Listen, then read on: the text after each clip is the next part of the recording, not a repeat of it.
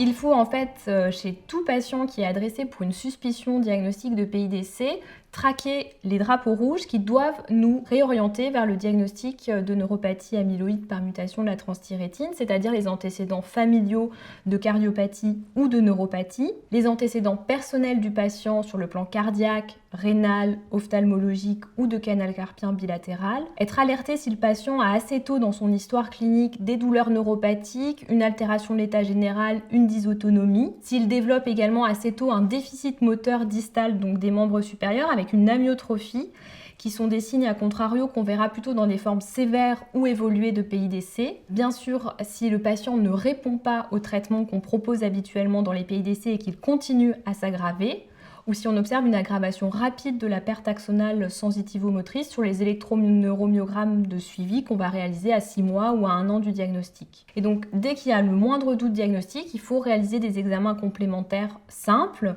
que sont des examens de la fonction cardiaque et rénale, un électrocardiogramme, un test d'hypotension orthostatique, des prises de sang, un arbre généalogique, un pseudoscan pour rechercher une composante de neuropathie des petites fibres associées, une biopsie des glandes salivaires à la recherche de dépôt d'amylose et éventuellement la génétique de TTR avec un rendu des résultats qui est rapide de l'ordre d'1 mois.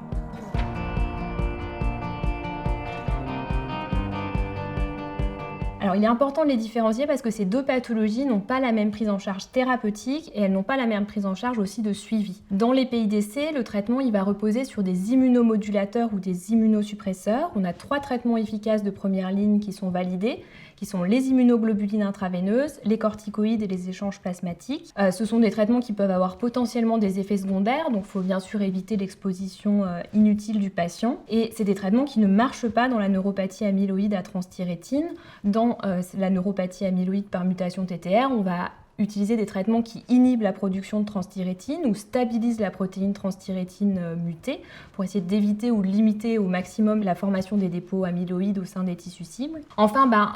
il faut essayer de traiter le patient au stade le plus précoce de sa pathologie, surtout avant l'apparition des signes de sévérité que sont le déficit moteur, une dysautonomie ou une atteinte cardiaque symptomatique. Et le fait de faire le diagnostic le plus précocement possible, ça va pouvoir proposer aux apparentés le conseil génétique, de dépister les apparentés porteurs symptomatiques pour initier également le traitement chez eux et de mettre en place la surveillance avec le dépistage des atteintes d'organes pour les apparentés porteurs asymptomatiques.